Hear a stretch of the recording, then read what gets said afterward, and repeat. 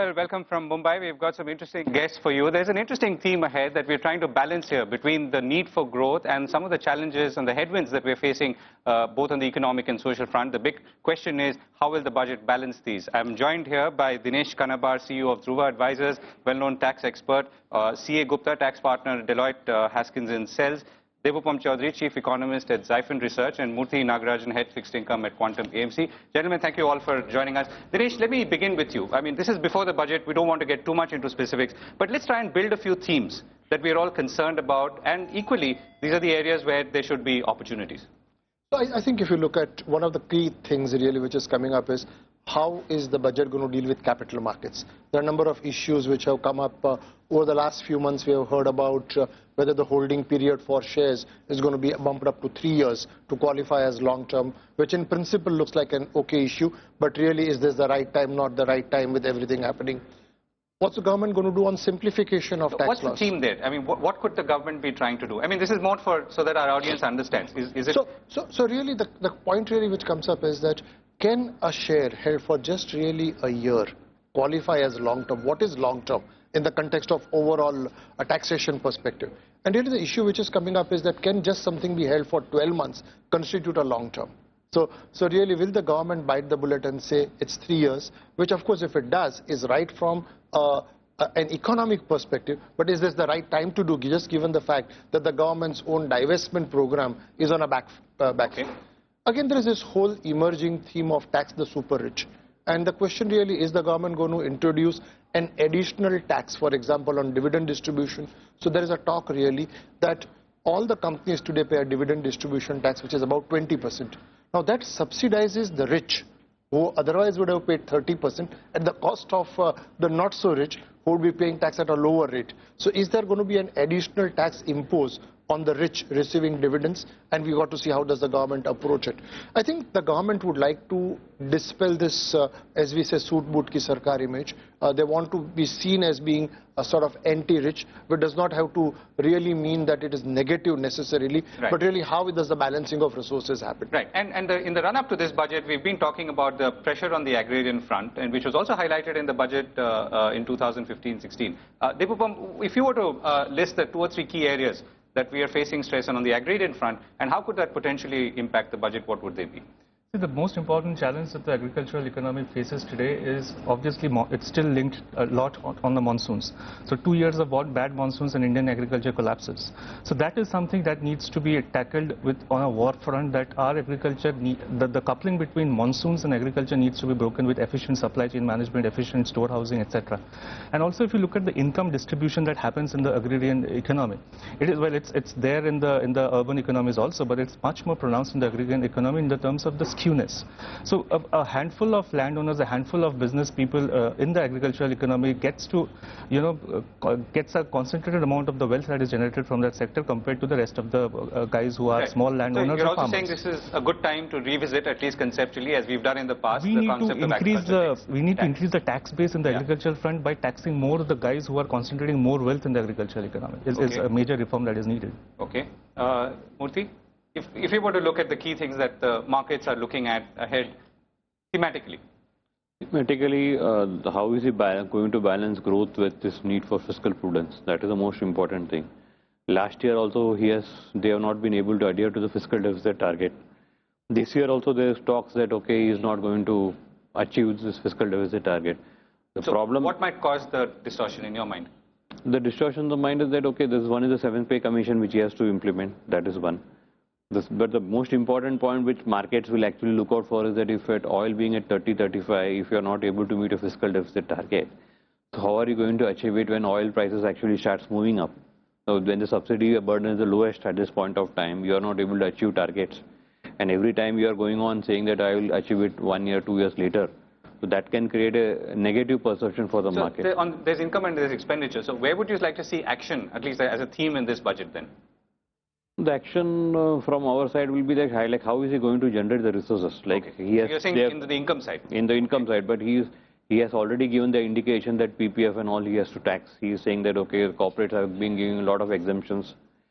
So these are the areas which you should look out for. Maybe a progressive tax rate to tax the people who have got higher income so that they can fund the expenditure. Because expenditure to more extent is fixed. Right. And you have got a 7th pay commission which has to be done. So that also will be staggered over a period of time. Maybe this year and next year he will spread this out. He will not give this 1 lakh booty for the 7th pay commission in this year itself. He may stagger it in some way. So these are the things which market will look out for. And I think market will be pretty disappointed if he does not stick to the fiscal deficit target of 3.5 which he has talked about. Okay, we'll come back to that in a moment. So see, we were talking about a more simplified tax regime. We're talking about tax rates coming down, exemptions being removed. How far do you think we are going to keep going on that direction? I think if you see the budget speech in 2015, where he had announced that they will reduce the corporate tax rate from 30 to 25. So I think that perhaps one has to see whether the tone will be set down in the current budget for the reduction, coupled with the elimination of or phase out of the exemptions and deductions. Now, but that you have to contrast with also the Startup India, where they are saying that they will give a lot of exemptions and benefits, or the Make in India campaign. And the corporates, I think, also looking at more rationalizing and simplification of the tax laws, given the Tax Simplification Committee recommendations and also the TERC. I think that is something that everybody is looking at as to how that will be factored in the budget. Right. So Dinesh, one of the themes that have been articulated several times is non-adversarial tax regime.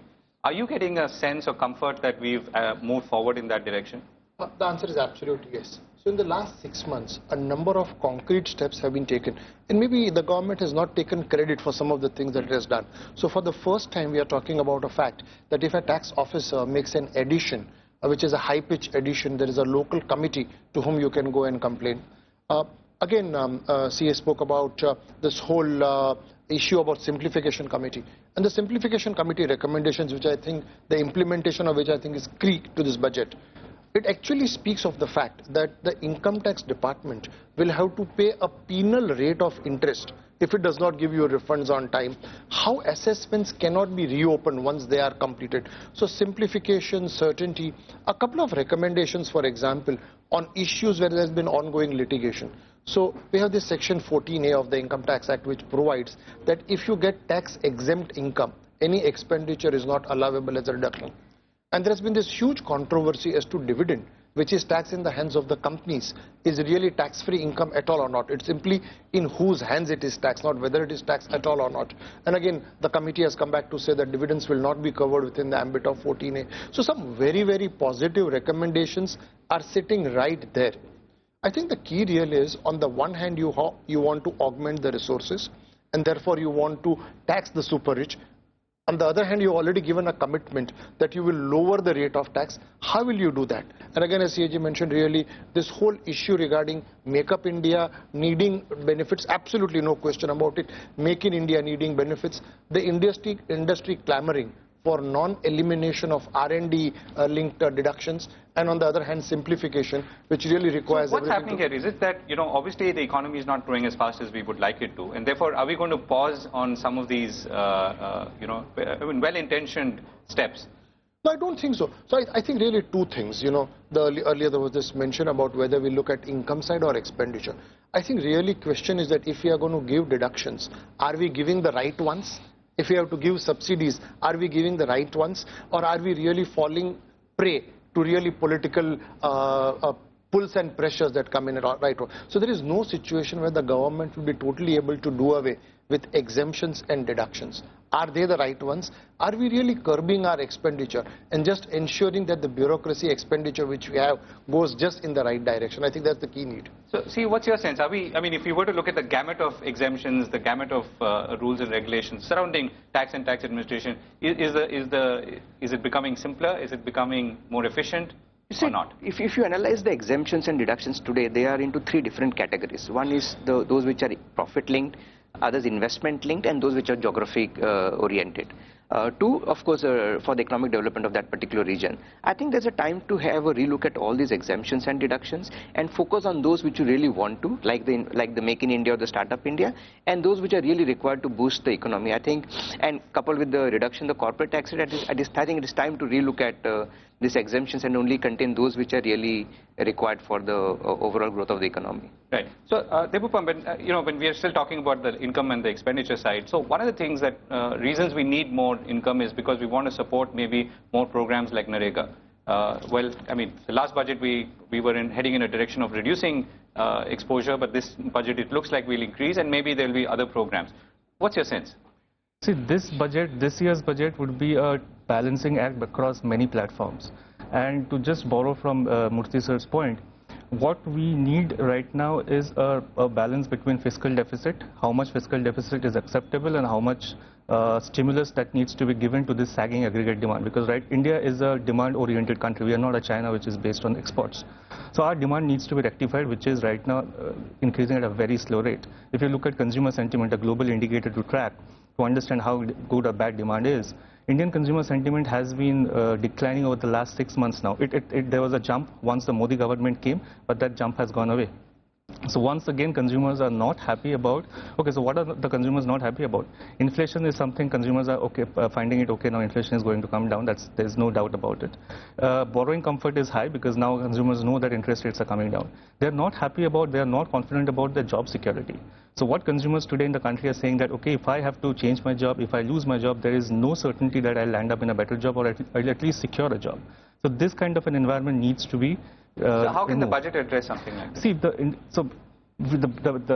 targets that the fiscal deficit has is they will meet the 3.9% this year, 3.5% next year, and by 2018 it will be 3%. So that needs to be relaxed a bit according to my understanding, given the abnormal situation that prevails in the world economy today. And India is a globalized country since 1991. So this 3% target of 2018 needs to be extended at least till 2021, giving some room for the government to spend more in order to boost aggregate demand and to generate more jobs by investing in infrastructural projects more and in a way, spearheading the capex cycle. Right. And that's something that we agree with that. Really, I don't think anybody would be too much worried about relaxation of the fiscal deficit targets. I think the key is really, are we spending the money right? And there has always been this concern that whenever the government has slipped on the targets, is the money being really spent in the areas which is going to spur demand or which is actually going to be frittered away? That's a question which the finance minister needs to spell out. So we're talking about, for example, Make in India. What does that lead to? At the end of the day, there has to be a visibility that when you are providing certain concessions, certain incentives, what are they going to lead up to? Over the next 2 years, 3 years, there has to be some visible payback. Again, CAG mentioned about, for example, we have got profit-linked incentives and we have got investment-linked incentives. And there is now a recognition to say that profit-linked incentives cannot be here at all. Meaning it cannot be that you make an investment of 100 crores of rupees, you generate profits of 10,000 crores and claim them as tax-free. This to be related to the investment that you make. There has to be a payback by a particular point of time. So again, how does that happen? And to that extent, I would really give credit to what the PM stated about Startup India, where what we are talking about is that if you have made an investment into a startup, and startup is qualified in a particular manner, and that is a divestment, for example, by a private equity, and gains are realized, so long as those gains continue to be invested more and more on other startups, there is no capital gains. So you're not giving something which is a permanent exemption, but you're giving an exemption which rolls into your economic development. Those are the sort of schemes that we need to see more and more. And what would be on the flip side, which in your mind stands out as a contradiction? So for example, the one issue, and which is not a contradiction, it really is a matter of a debate. The industry has been saying that when you remove concessions and deductions, don't do it with R&D concession. Now, really R&D is something which is core to the pharma sector, to auto sector, to many other sectors that India is doing, and that's something which we need to encourage. Then where is the question, how will you really eliminate deductions and how will you get the tax rate down from 30 to 25? The two does not coexist, and really that's where the balancing act comes in. Right. So, yeah, go ahead. Just to supplement, I think one is on the corporate tax. When you're reducing from 30 to 25, you also have this MAT rate of 18.5, which including the surcharge will be 20%. It should go, right? You need to align it. Yeah. So either you remove it or you align it with the corporate tax rate. And second, now even on the startups, when you say you will give them an exemption for the first 3 years, there's really no benefit in that sense because they will probably be in a loss at least for the first 2 years as such.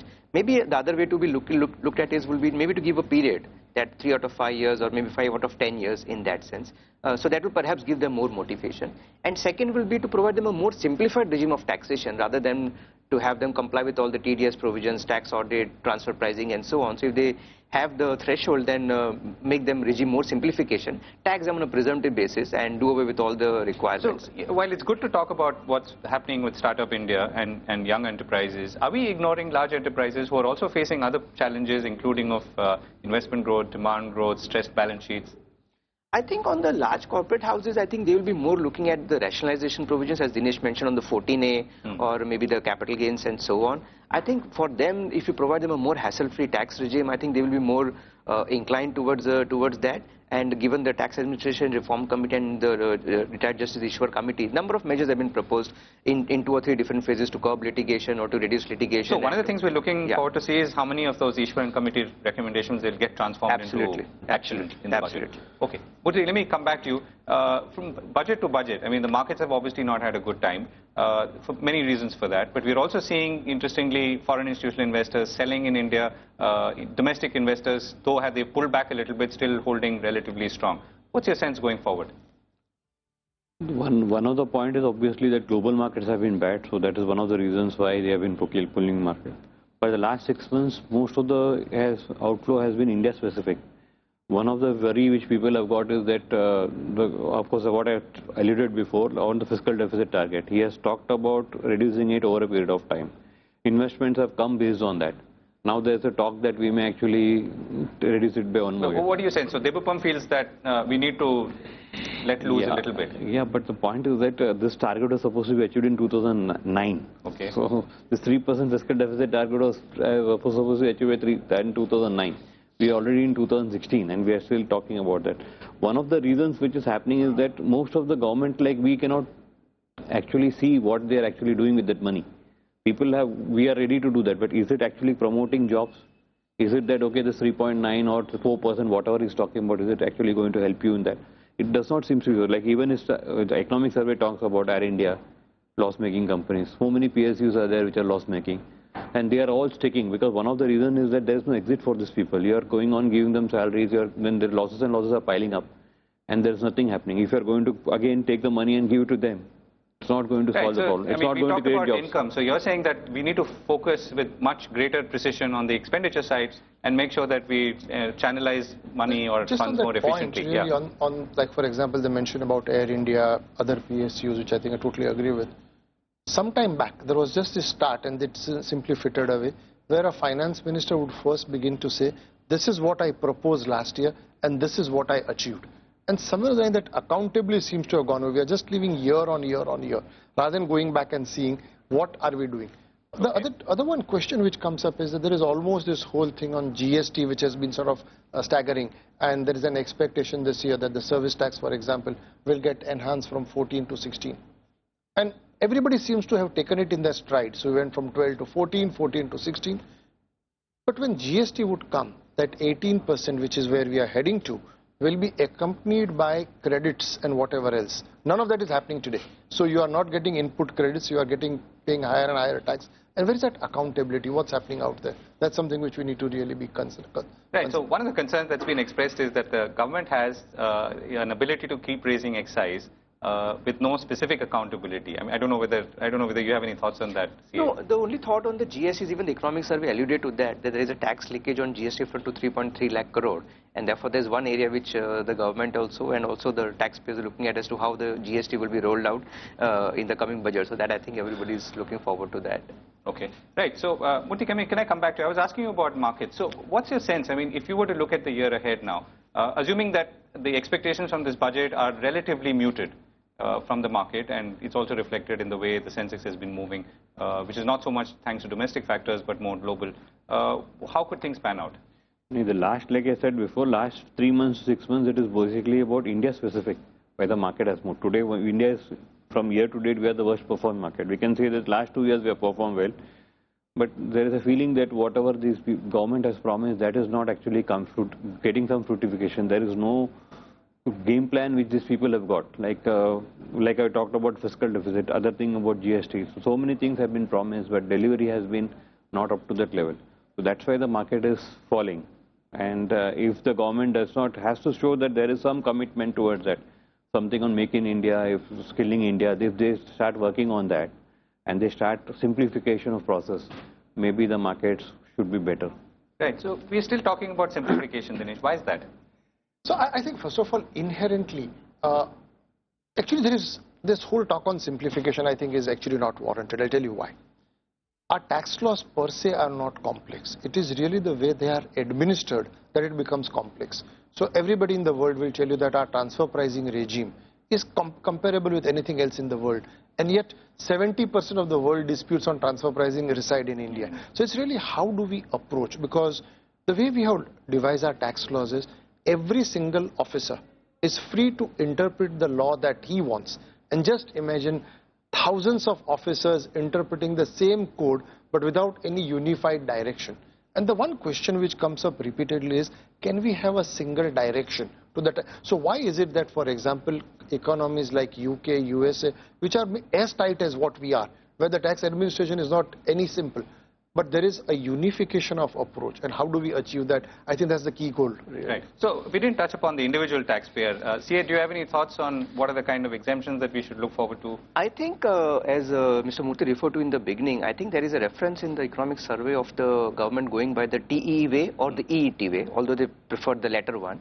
And I think that is something which will be important to look at in the budget as to whether going to tax all the small savings at the time of withdrawal. And that is going to have a big impact on an individual taxpayer, and as they refer to as, it will impact those in the 97.4th percentile or the 98.4th percentile. Those, I think, will be very significant impact to the taxpayer as to how the small savings, the ATC deduction, because it referred to 62% of the ATC deduction goes to only to the large individual taxpayers. So right. How will the capital gains tax impact them, the dividend distribution tax impact them, as well as the small savings? I think those are three key areas which the individual taxpayer What would about really look at. individual income and exemption? Are you looking at a further increase? I think if at all there will be a further increase on limit, it should be marginal, if at all, because limit was just increased last year. Whether a new bracket will get created for super rich, I think something will need to be looked at, or whether that will be balanced by a change in the capital gains tax regime or dividend distribution tax regime to those high taxpayers. Okay, so you're not seeing any specific incentives? Not really on the individual tax as Okay. of now. Okay. Murthy? Yeah, go ahead. Deep. No change is a big reform in itself, actually, right now under given circumstances, as far as the exemption limits are concerned. Okay, and why do you say that? Because on one hand, we are struggling with a fiscal deficit. The other hand, we cannot give leeways to the middle class, the already set up tax system that is already there. So there has to be some painful measures that needs to be taken. One is to increase the exemption limit, or to keep the exemption limits as they Right. are. Or widen the tax net, which is another avowed That is intention something for- which is difficult to achieve, but this is like a ready-made product lying in the hands of, lying on the plates of the government. So You why? mentioned about widening the tax there. That's quite interesting. One measure which the government announced just about a week back was increasing use of plastic money, making it almost mandatory. And I think that's really the need of the hour. As much as you can do away with the ability to use cash, you're going to make more and more economy come into the regulated sector.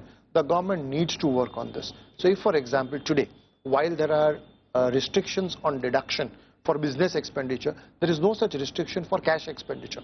And the more and more we can make the use of plastic or checks mandatory compared to use of cash, you're going to get more and more money into the system.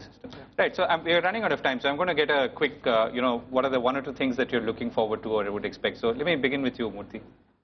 My first thing is that, okay, he sticks to the fiscal deficit target now. The second thing which I want is that this capital gain tax, which he has talked about, he does not implement it right now. Because the timing is not proper, right? Maybe next year or when the market actually is there, it's a roadmap. Okay, over a period of next 2-3 years, I'll bring the capital gains tax to 3 years. That will be a good thing. The third thing which I'm thinking is that on the FII thing, where he's saying that he wants to give some more clarity on that. Like what we expect is that he has already said the fund managers residing in India, you don't have a problem. But the regulations are so complex that people still are sitting in Mauritius, the fund managers are sitting in Mauritius, or they are sitting in Singapore and they are not ready to come there. So if he does away with that, that will be a good thing for the market actually. You will create more jobs in India rather than exporting the jobs there. Devapam? See, I would be interested in looking at how the annual financial statement of 2016-17 is impacting the GDP or GVA as they call it now. So I'll be looking at two things which impact 80% of the GVA. One is how they're impacting consumer expenditure, what are the SOPs they're giving to consumer to spend more. And second is what are they doing regarding exports. Because despite all the FTAs signed, despite a weak currency, exports are, if you look at container cargo traffic movement, it has gone down tremendously over the last 9 months. So something needs to be done on that front as well, which is 80% of the, combined they are 80% of the GDP. Right. And I note that you've not touched stressed bank assets. Stress bank, see, the entire global banking sector is in a mess. If you look at Deutsche Bank, we all know what the story is. Goldman Sachs is cutting costs significantly. So is the case with Credit Suisse. So this is the season when the banks would be suffering. There's little that can be done in a one-year time span. So, well, the government needs to take steps, which the economic survey has also mentioned, the 4 Rs. But it will take its own course of time. It will not happen in the next 1 year. Okay. See? Given that it's a budget in a leap year, whether the tax reforms will leap into an era of rationalization, simplification, and reducing litigation, and consequently whether it will leap India in the ranks of ease of doing business in India. Okay, so that's the general thing. Any specific point? I think taxation on individuals as well, and the corporate, as said, on reduction of tax rates and exemptions, I think that will be key to be looked at. Okay. Dinesh? We have almost forgotten as to what will the government do with the retrospective tax thing. I was actually about to ask you that, because in the midst of all of this, we suddenly had a notice going to Vodafone. Yeah. Leaving individual specific cases aside, I was actually quite enthused when I read Arvind Subramaniam's statement day before yesterday to say that the government needs to bite the bullet on retrospective taxation and exorcise that ghost. So what the government has done really is to make a categorical averment that it will not legislate retrospectively, which is great. In the last 2 budgets, the finance minister has absolutely walked the talk. But the past legacy continues to haunt. And I think the impact that it has got is far more, the negative impact is far more than any potential tax that one can get. And maybe I would like to see whether the finance minister can really take a bold step to just put the retrospectivity of the past behind us and simply move on. That would be a very, very interesting thing. But that's been committed in the past too. So what more? No. What has been committed is that going forward, there will not be any legislation which is retrospective. The issue which you mentioned, the indirect transfers being taxed retrospectively, the taxation of royalties, fees for technical services retrospectively, which was being enacted in the past, is continuing. Whether we can undo that past. Right. So thank you so much, Dinesh CA, Devupam and Murthy. We've run out of time completely. It's back to you folks in Delhi.